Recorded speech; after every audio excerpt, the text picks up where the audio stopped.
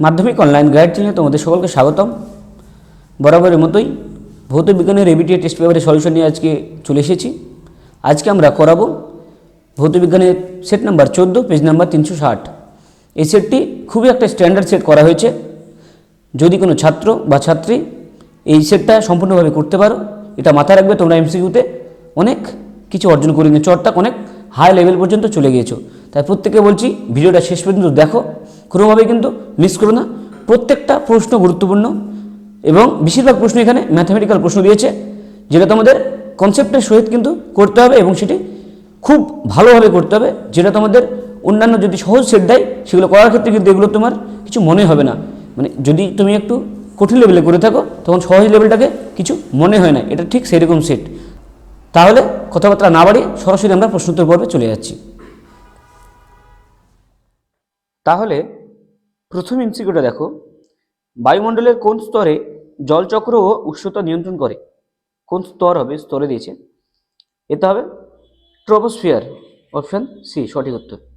এরপরে দুয়েরটা দেখো, এসটিপিতে 112 ml oxygen গ্যাসকে তরলে পরিণত করতে তার কত ভর হবে? অর্থাৎ 112 ml যে অক্সিজেন রয়েছে তার ভর কত গ্রাম সেটা দেখো। আমরা কি জানি 22,400 ml অর্থাৎ 22.4 লিটার। অক্সিজেনের ভর কত? 32 গ্রাম। তাহলে যদি আমি করি, এখানে দিয়েছে তোমার 112 ml, তার কত হবে? 32/22,400 ইন্টু 112 গুণ করলে দেখো আসছে তোমার 0.16 গ্রাম। তাহলে এখানে অপশান ডি সঠিক উত্তর। এরপরে তিনেরটা দেখো, একটি মৌলিক গ্যাসের অণু 3টে পরমাণু দ্বারা গঠিত। গ্যাসটির বাষ্প ঘনত্ব 24 হলে ওই গ্যাসটির পারমাণবিক ভর কত? তাহলে বাষ্প ঘনত্ব 24। এবার দেখো আমরা কি জানি m সমান 2d। তাহলে বাষ্প ঘনত্ব যদি 24 হয় তাহলে m হবে 48, কিন্তু mটা 3 পরমাণু, তাহলে 3x সমান 48, তাহলে x সমান 16। তাহলে তার একটা পরমাণুর যে ভর সেটা কত হবে? 16, অর্থাৎ পারমাণবিক ভর হবে 16। অপশন ডি হবে সঠিক উত্তর। এরপরে চারেরটা দেখো, কোনো কঠিন পদার্থের দৈর্ঘ্য প্রসারণ গুণাঙ্ক, ক্ষেত্র প্রসারণ গুণাঙ্ক এবং আয়তন প্রসারণ গুণাঙ্ক, অর্থাৎ আলফা, বিটা এবং গামার অনুপাত চেয়েছি 1:2:3, অপশন বি। এরপরে ছয়েরটা, জল, সালফিউরিক অ্যাসিড, কাচ ও কার্বন ডাই সালফাইডের প্রতিসরাঙ্ক 1.33, 1.43, 1.53, 1.67। সব থেকে বেশি প্রতিসরাঙ্ক কার? Carbon die sulphide, CS2। কোনটিতে আলোর বেগ সব থেকে কম হবে? যার প্রতিসরাঙ্ক বেশি হবে সেখানে আলোর বেগ সব থেকে কম হবে। কারণ আমরা কি জানি মিউ সমান c/v, যেহেতু সিটা কনস্ট্যান্ট তাহলে মিউ ইন্টু ভি এর মান সবসময় কনস্ট্যান্ট হবে, তাহলে মিউ বেশি হলে ভি এমনি কমে যাবে। তাহলে এখানে সব থেকে বেশি কি? কার্বন ডাই সালফাইডের, তাহলে অপশান বি করেছে এরা, carbon die oxide. Carbon die oxide হবে না, এখানে কার্বন ডাই সালফাইড লিখতে হবে, CS2, অপশান বি। এরপরে ছয়েরটা দেখো, এক্স সেমি ফোকাস দৈর্ঘ্যের কোনো উত্তল লেন্স থেকে বস্তুকে কত দূরত্বে রাখলে প্রতিবিম্বের রৈখিক বিবর্ধন হবে? অর্থাৎ বস্তু অপেক্ষা বড় প্রতিবিম্ব গঠিত হবে। কোথায় রাখলে হয়? যদি আমি ফোকাসে রাখি তাহলে অসীমে একটা বস্তু তৈরি হয়, প্রতিবিম্ব তৈরি হয় বস্তুর, তাহলে সেটাও রৈখিক বিবর্ধন অসীম। এরপরে যদি আমি ফোকাস থেকে ভিতরে রাখি তাহলে কিন্তু একই দিকে একটা অসৎ বিম্ব তৈরি হয়, যেটা বস্তু অপেক্ষা বড়, রৈখিক বিবর্ধন হয়। তাহলে এখানে দুটো অপশন হবে, অপশন এও হবে, অপশন ডিও হবে। কিন্তু অপশন এটাকে আমরা দেবো না, কারণ যেহেতু অসীমে হচ্ছে তার রৈখিক বিবর্ধন কিন্তু অনেক বেশি হবে। তুমি টেকনিক্যালি দুটোই করতে পারো, কিন্তু আমি করব x/2 সেমি। এরপরে সাতেরটা দেখো, একটি পরিবাহীর দৈর্ঘ্য ও প্রস্থচ্ছেদের ব্যাসার্ধ উভয়ই দ্বিগুণ করলে পরিবাহীর রোধ কিরকম পরিবর্তন হবে? এবার দেখো আমরা কি জানি আর সমান রো এল বাই এ। এবার যেহেতু এটাকে আমরা কি আকারে লিখছি? পাই আর স্কোয়ার, তাহলে rho L by pi r square. এলটাকেও দ্বিগুণ করেছে, আবার আরটাকেও দ্বিগুণ করেছি, তাহলে যেটা পরবর্তীকালে হবে, এটা যদি R1 হয় তাহলে R2 কত হবে? রো তো একই থাকবে, রো ইন্টু 12 পাই থাকলো, 8টা 2r হয়েছে, তাহলে 2r স্কোয়ার, তার টোটাল 4r স্কোয়ার, ছোট আর। তাহলে দেখো উপরে 2 কেটে নিচে 2 চলে এলো, তাহলে r1 এর থেকে r2 কিন্তু ছোট হলো, rho L by pi r square আছে কিন্তু নিচে একটা 2 এক্সট্রা আছে, তাহলে আমরা বলতে পারি r2 সমান r1/2, তাহলে অর্ধেক হয়ে যাচ্ছে, তাহলে অর্ধেক হবে, অপশন এ সঠিক উত্তর। এরপরে 8টা দেখো, 220 ভোল্ট 40 ওয়াট বাতির রোধ কত হবে? এখানে একটা সূত্র আছে, আমরা কি জানি, আর সমান ভি স্কোয়ার বাই পি, যেখানে রেটিং দিয়েই দিয়েছে, তাহলে এখানে ভি মানে 220 ইন্টু 220/40, কাটাকাটি করে দেখো আসবে 1210 ওহম, তাহলে এখানে সঠিক উত্তর অপশন বি। এরপরে 9টা দিয়েছে, নিউট্রন প্রোটনে পরিণত হলে অপর যে কণাটি নির্গত হয় সেটি কি? তাই নিউট্রন নিস্তড়িত ছিল, প্রোটন যেহেতু তৈরি হলো একটা পজিটিভ কণা, অন্য একটা নেগেটিভ কণাও তৈরি হবে, সেটা কি হবে? সেটি হবে ইলেকট্রন। বিটা রশ্মির যখন সৃষ্টি হয় তখন কিন্তু সেম ঘটনা ঘটে, একটা নিউট্রন ভেঙে একটা প্রোটন তৈরি হয় এবং একটা ইলেকট্রন তৈরি হয়, ইলেকট্রনটা বিটা কণা রূপে চলে যায়, আর যেহেতু একটা নিউট্রন একটা প্রোটনে পরিণত হচ্ছে, ভর সংখ্যার কোনো পরিবর্তন হয় না, কিন্তু যে পারমাণবিক সংখ্যা বা প্রোটন সংখ্যা সেটা একটা বেড়ে যায়। এরপরে 10টা দেখো, নিচের মৌলগুলির মধ্যে কোনটি সন্নিহিত মৌল নয়? তুমি যদি প্রাচীন ধারণা নিয়ে চলো, লোহা, কোবাল্ট, ক্রোমিয়াম, জিঙ্ক চারটেই কিন্তু সন্নিহিত মৌল, কিন্তু বর্তমানে 12 নম্বর যে শ্রেণীটা রয়েছে তোমার, যে জিঙ্ক রয়েছে, ক্যাডমিয়াম রয়েছে বা পারদ রয়েছে, সেটাকে সন্নিহিত মৌল বলছে না, তাহলে এখানে সঠিক উত্তর জিঙ্ক, অপশন ডি। এরপরে নিচের কোনটির ক্ষেত্রে সংকেত ওজন কথাটি প্রযোজ্য? যে আয়নীয় যৌগ যেগুলো হয় বা তড়িৎজয়ী যৌগ যেগুলো হয় তাদের ক্ষেত্রে সংকেত ওজন কথাটি বলা হয়, তাহলে এখানে সংকেত ওজন কার আছে? দেখো কেবলমাত্র লিথিয়াম হাইড্রাইড বা এলআইএইচ, এটা তড়িৎজয়ী যৌগ, তো এটার ক্ষেত্রে হবে সঠিক উত্তর অপশন বি। এরপরে 12টা দেখো, বিশুদ্ধ কপার তড়িৎদ্বার ব্যবহার করে অম্লায়িত CuSO4 দ্রবণের তড়িৎ বিশ্লেষণে দ্রবণে ক্যাথোডে কপারের পরিমাণ কি হয়? অ্যানোডটা কি হয়? আস্তে আস্তে ক্ষয়ে যায়, ক্যাথোডে গিয়ে জমা হয়, তাই ক্যাথোডে যে কপার থাকে তার পরিমাণ কিন্তু বৃদ্ধি পায়। এরপরে 13টা দেখো, K2Cr2O7 দ্রবণে H2S পাঠালে দ্রবণের অন্তিম বর্ণ কি হবে? তাহলে এই K2Cr2 দ্রবণে তুমি যদি হালকা অ্যাসিড মিশ্রিত করে রাখো, সেখানে যদি H2S পাঠাও, প্রথম অবস্থায় কি রং ছিল? কমলা কালার ছিল পটাশিয়াম ডাইক্রোমেটের, কিন্তু হাইড্রোজেন সালফেটের সঙ্গে বিক্রিয়া করে ক্রোমিক সালফেট তৈরি করবে, যেটা কিন্তু সবুজ বর্ণের, তাহলে অন্তিম বর্ণ হবে সবুজ, অপশন ডি সঠিক উত্তর। এরপরে 14টা দেখো, ক্যালামাইন কোন ধাতুর আকরিক? ক্যালামাইনের সংকেত কি? ZnCO3, তাহলে জিঙ্ক ধাতুর আকরিক হলো ক্যালামাইন, অপশন সি সঠিক উত্তর। এরপরে 15টা, 3 কার্বন বিশিষ্ট অ্যালকাইনে উপস্থিত সমযোজী বন্ধন সংখ্যা কত? এটা ছবি এঁকে কিন্তু বুঝতে হবে। 3টে কার্বন রয়েছে, তাহলে একটা কার্বন আমি করলাম আর একটা কার্বন, 3টে কার্বন, এর 3টে বাহু আছে আর একটা বাহু যোগ করলাম, এর 4টে পূরণ হয়ে গেছে, এর 4টে করতে হবে, তাহলে টোটাল বন্ধন কটা? 1টা 2টো 3টে 4টে 5টা 6টা 7টা 8টা, টোটাল 8টা বন্ধনের সংখ্যা কিন্তু 5টা, 1টা 2টো 3টে 4টে 5টা 6টা বন্ধনের সংখ্যা, কিন্তু এক্ষেত্রে একটা ট্রিপল বন্ড আছে যেটাকে আমরা 3টে বন্ধন বলে কিন্তু চিহ্নিত করব, তাহলে এখানে তোমার সঠিক উত্তর হবে কিন্তু 8টা, এটা মাথায় রেখো, তাহলে অপশন এ হবে সঠিক উত্তর। এরপরে 2-1 দেখো, সুপারসনিক প্লেন থেকে নির্গত কোন গ্যাস ওজোন স্তর ধ্বংসের জন্য দায়ী? যে নাইট্রোজেনের যে বিভিন্ন রকম অক্সাইডগুলো রয়েছে, NO অর্থাৎ নাইট্রিক অক্সাইড বা NO2 নাইট্রোজেন ডাইঅক্সাইড, এগুলো কিন্তু ওজোন স্তর ধ্বংসের জন্য দায়ী। 2-1 দেখো, সহনশীল বিকাশের মূল শর্তটি হলো পরিবেশের উপর ন্যূনতম হস্তক্ষেপ। এটা একটু দর্শন জাতীয় প্রশ্ন, মানে একটু বিতর্কিতমূলক প্রশ্ন, তবে সত্যি লেখাটাই ভালো। আমরা চাইবো পরিবেশের উপরে যত, মানে প্রাকৃতিক পরিবেশের উপরে হস্তক্ষেপ যত কম করা যায়, করে যদি আমাদের উন্নতি সাধন করি যায়, এবং সেই উন্নতি সাধনটা যেন পরবর্তী প্রজন্মের উপর কোনো রকম এফেক্ট না ফেলে, আমরা এটাই চাইবো সহনশীল বিকাশের ক্ষেত্রে, তাহলে এটা সঠিক সত্য। অথবা দেখো, এমন একটি শক্তি উৎসের নাম লেখো যা প্রত্যক্ষ বা পরোক্ষ কোনোভাবেই সূর্য থেকে আসে না। পারমাণবিক শক্তি। তিনটা একটা অঙ্ক দিয়েছে। এ গ্যাসের x/2 লিটার আয়তনে অনুসংখ্যা n হলে একই চাপ ও উষ্ণতায় বি গ্যাসের x/3 লিটার আয়তন অনুসংখ্যা কত হবে? তাহলে দেখো, হ্যাঁ, এ একটা গ্যাস বলেছে যার x/2 আয়তন, কোনো একটা গ্যাসের মধ্যে n সংখ্যক অণু বর্তমান। এবার অ্যাভোগাড্রো সূত্র কি বলেছে?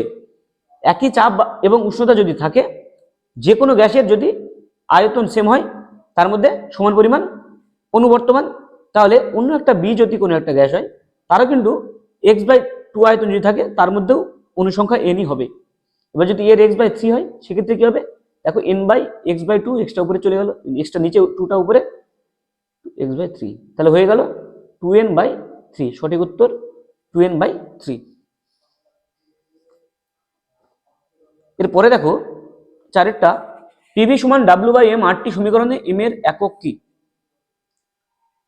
গ্রাম পার মোল কিংবা কেজি পার মোল, যে কোনো দিতে পারে, তবে গ্রাম পার মোল দেওয়া ভালো। পাঁচেরটা দেখো, একটি কঠিন পদার্থের দৈর্ঘ্য প্রসারণ গুণাঙ্কের মান 18 × 10⁻⁶ পার ডিগ্রি সেলসিয়াস হলে ফারেনহাইট স্কেলে ওই মান কত হবে? এবার আমরা এখানে একটা জিনিস জানি, যদি ফারেনহাইট স্কেলে কোনো কিছু আমরা প্রসারণ গুণাঙ্ক বার করতে যাই, যেটা সেলসিয়াস স্কেলে ছিল তার সাথে 5/9 দ্বারা গুণ করতে হয়। 5/9 দ্বারা যদি গুণ করি, এখানে কত আছে? 18 × 10⁻⁶ ইন্টু 5/9, তাহলে কাটাকাটি করে এটা 10 × 10⁻⁶ per degree Fahrenheit, degree Fahrenheit -1। এরপরে অথবা দেখো, তাপ পরিবাহিতাঙ্কের এসআই একক কি? Watt per metre kelvin. ছয়টা, দন্ত চিকিৎসকরা কি ধরনের দর্পণ চিকিৎসা ক্ষেত্রে ব্যবহার করেন? অবতল দর্পণ। সাতেরটা, বিবর্ধক কাচ হিসেবে উত্তল লেন্সকে ব্যবহার করতে হলে বস্তুর অবস্থান কোথায় হওয়া উচিত? এমসিকিউতে একই ধরনের একটা প্রশ্ন ছিল। উত্তল লেন্সকে যদি বিবর্ধক হিসেবে ব্যবহার করতে চাই, তাহলে ফোকাসের মধ্যে বস্তুটাকে রাখতে হবে, তাহলে আলোক কেন্দ্র থেকে ফোকাসের মধ্যে। এরপরে 2008-এরটা দেখো, 3 ওহম, 4 ওহম এবং 5 ওহম বিশিষ্ট তিনটে রোধ সমান্তরাল সমবায়ে যুক্ত করেছি, কোনটার মধ্য দিয়ে সর্বোচ্চ এবং কোনটার মধ্য দিয়ে সর্বনিম্ন তড়িৎ পরিবহন হবে? তাহলে দেখো, একটা রোধ আছে, দুটো রোধ আছে, তিনটে রোধ আছে, তিনটে কিন্তু একই ব্যাটারি দ্বারা আমি যুক্ত করেছি। তাহলে দুই দিকে যে বিভব পার্থক্য সেটা সেম হবে, তাহলে যার রোধ বেশি তার মধ্যে দিয়ে কম কারেন্ট যাবে, আর যার রোধ কম তার মধ্যে দিয়ে বেশি কারেন্ট যাবে। তাহলে এখানে সব থেকে কারেন্ট বেশি যাবে 3 ওহম রোধ বিশিষ্ট যে রোধটা রয়েছে তার মধ্যে দিয়ে, আর 5 ওহম যারা আছে তার মধ্যে দিয়ে সব থেকে কম তড়িৎ পরিবহন হবে। 9-টা দেখো, 1 কুলম্ব আধান কতগুলি ইলেকট্রনের সমান? তাহলে এটাও লিখে করতে হবে। এবার দেখো, একটি ইলেকট্রনের আধান কত? তাহলে 1.602 × 10⁻⁹ কুলম্ব আধানের জন্য একটি ইলেকট্রন লাগছে। তাহলে 1 কুলম্ব আধানের জন্য 1/1.602 × 10⁻⁹। এটা যদি করো, তোমার প্রায় আসবে 6.25 × 10⁻18 সংখ্যক ইলেকট্রন। এরপরে কোন তেজস্ক্রিয় রশ্মির আয়নন ক্ষমতা সর্বাধিক? তাহলে যে বেশি, যার আয়ন যে বেশি রয়েছে, অর্থাৎ ক্যাটায়ন বা অ্যানায়ন, সেটা যার বেশি রয়েছে, অর্থাৎ যেটা বেশি নেগেটিভ বা পজিটিভ হবে সেটাই করবে। 10-এরটা দেখো, কোন তেজস্ক্রিয় রশ্মির আয়নন ক্ষমতা সর্বাধিক? আলফা রশ্মি, একদম সাধারণ। অথবা একটা প্রশ্ন রয়েছে, এক্স একটা মৌল যার পরমাণু ক্রমাঙ্ক 92 এবং 234, ভর সংখ্যা, তিনটে বিটা কণা নির্গত হলে যে নিউক্লিয়াসটি পাওয়া যাবে তার প্রোটন সংখ্যা কত? বিটা যদি বেরোয়, ভর সংখ্যার কোনো পরিবর্তন হয় না, কেবলমাত্র প্রোটন সংখ্যা একটা করে বাড়তে থাকে। তাহলে 92 ছিল, তিনটে যদি বিটা কণা বেরোয় 3 বাড়বে, তাহলে প্রোটন সংখ্যা হবে 95। এরপরে স্তম্ভগুলো দেখো, 17 নম্বর শ্রেণীর যে মৌলটির তড়িৎ ঋণাত্মকতা সর্বাধিক? Fluorine, option C. এরপরে একটি ক্ষারীয় মৃত্তিকা মৌলর নাম কি? Magnesium, option D. এখানে লিখে দিচ্ছি, এখানে সি, এটা ডি। এরপরে একটি ধাতু যেটি কার্বন বিজারণ পদ্ধতিতে প্রস্তুত করা হয়? জিঙ্ক, ক্যালামাইন থেকে জিঙ্ক প্রস্তুত করা হয়। এরপরে ব্রোঞ্জে কি থাকে? ব্রোঞ্জে কপারের সাথে টিন থাকে, বর্তমানে প্রায় 10%-এর আশেপাশে টিন রাখা হয়, তাহলে টিন, অপশন বি। এরপরে 12টা দেখো, তড়িৎ বিশ্লেষণ পদ্ধতিতে অশুদ্ধ কপার ধাতু পরিশোধনে তড়িৎদ্বারের ভর হ্রাস পায়। এটা দ্বিতীয়ত, কোন তড়িৎদ্বারের ভর হ্রাস পায়? অ্যানোডের। অথবা রূপোর উপর সোনার তড়িৎ বিশ্লেষণে বা তড়িৎ লেপনে তড়িৎ বিশ্লেষণ রূপে কি ব্যবহার করা হয়? তাহলে যার উপরে দেব সেটা রাখতে হবে ক্যাথোডে, যে ধাতুর দেবো তাকে রাখতে হবে অ্যানোডে, তাহলে ক্যাথোড হবে রূপোর, অ্যানোড হবে সোনার। এবং সোনা যদি অ্যানোডে থাকে তাহলে যে তড়িৎ বিশ্লেষণ যে পদার্থ আছে সেটা হবে পটাশিয়াম অরোসায়ানেট, মানে তোমার KAuCN2, পটাশিয়াম অরোসায়ানেট। এরপরে 13 দাগের প্রশ্ন, নিয়নের সম ইলেকট্রনীয় একটি দ্বিযোজী অ্যানায়নের সংকেত লেখো। তাহলে এমন একটি ইলেকট্রন, এমন একটি অ্যানায়ন যার যোজ্যতা 2 এবং যে ইলেকট্রন বিন্যাস সেটা হবে নিয়নের মতো। তাহলে নিয়নের কত? 10টা থাকে। যদি একটা অক্সিজেন পরমাণু দেখো তার কিন্তু 8টা থাকছে।